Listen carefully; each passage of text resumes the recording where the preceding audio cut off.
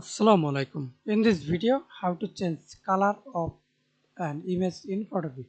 Let's begin. First of all, open your image. Okay, then click the icon whose saturation is lock this layer and change full image color and use a specific color. Change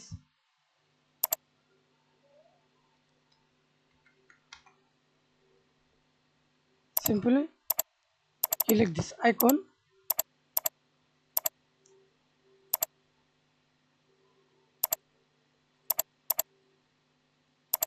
Select any mode and click this eyedrop icon.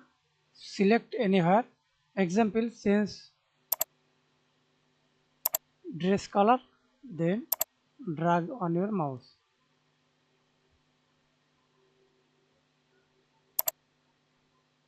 and change background color.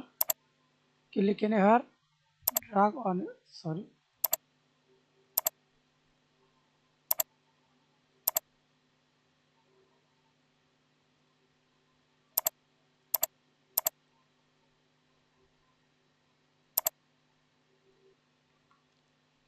change face color. Click face, simply drag on your mouse. That's it.